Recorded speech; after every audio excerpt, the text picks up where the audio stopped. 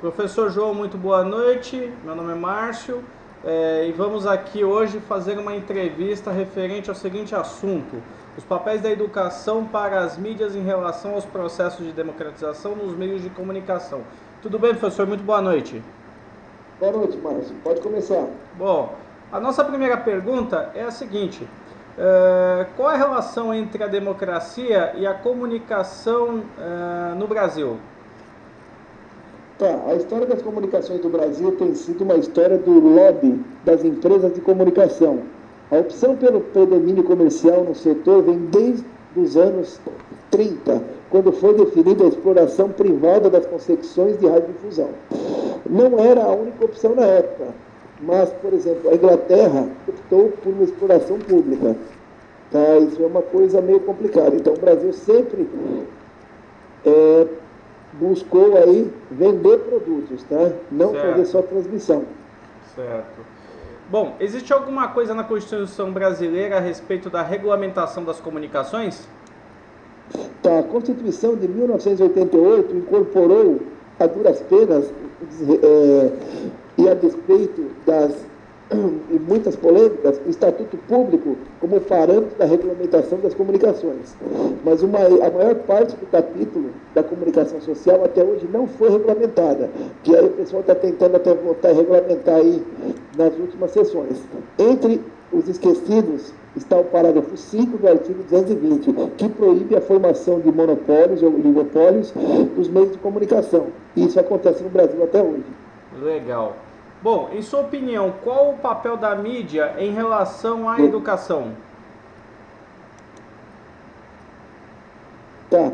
A mídia é parte essencial dos processos de socialização das novas gerações, mas não apenas para a população estudantil, para toda a população adulta, uma concepção de educação aí ao longo da vida.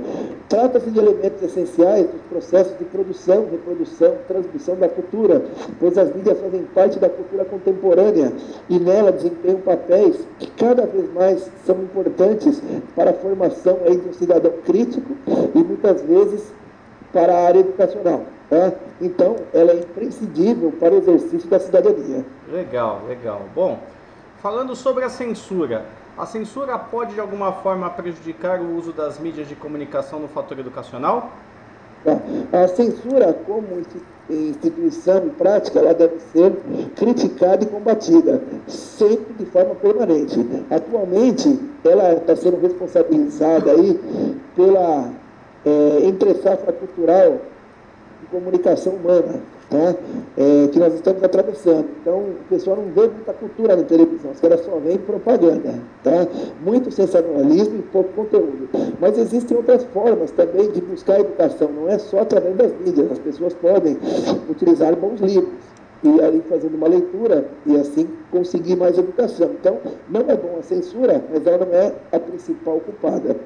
Ok, legal. Bom, o professor poderia explicar para a gente o que é a comunicação comunitária? Tá. Então, desde a década de 1990, passou-se a empregar mais sistematicamente no Brasil a expressão comunicação comunitária. E também outras expressões similares aí para designar esse mesmo tipo de comunicação. Ela se configura como meio de fortalecimento da cidadania através do processo da educação e conscientização, que promove oportunidade às comunidades que utilizam meios para elaborar suas próprias mensagens, como, por exemplo, aí, algumas favelas, comunidades que fazem isso. Tá? E podemos perceber que existem várias formas desta manifestação. Então, existem veículos tradicionais e que também estão ganhando grande força a respeito disso, né? E com o aumento das comunidades, a área alternativa, várias populações e estão dialogando e buscando aí um lugar social, né? Na verdade, é como se eles estivessem buscando um espaço para se comunicar e trocar informações. Ok, interessante. Bom, o professor poderia explicar o que é o medialivrismo?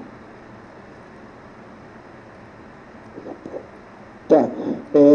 Esses são movimentos similares aos ativistas. Tá? Eles discutem a influência direta das políticas públicas para as mídias autônomas ou independentes que vêm das comunidades, como eu já disse. Por exemplo, uma favela tem uma rádio comunitária, ela tem um site na internet, isso são bons exemplos. Tá? Elas discutem normalmente questões de interesse coletivo, tornando visíveis situações graves que propositalmente são ignoradas pelas mídias convencionais. Então, não aparece na televisão, eles tentam, né, ter uma voz nessa área.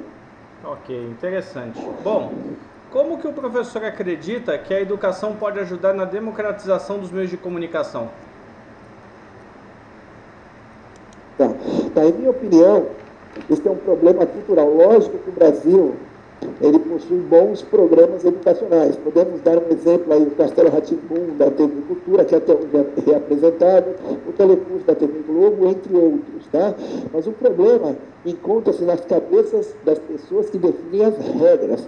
Logo, não são os educadores que fazem isso, então, são normalmente políticos, e os educadores e muitas vezes a sociedade nem é consultada. Então, na verdade, infelizmente, eles estão mais preocupados em ganhar dinheiro e vender serviço do que colocar educação na televisão. Então, enquanto os educadores não forem consultados, fica difícil, né, a gente conseguir alguma coisa. Bom, professor, muito obrigado aí pela entrevista, ok? E agradecemos aí as suas opiniões e os seus informativos aí sobre o assunto, ok? Obrigado.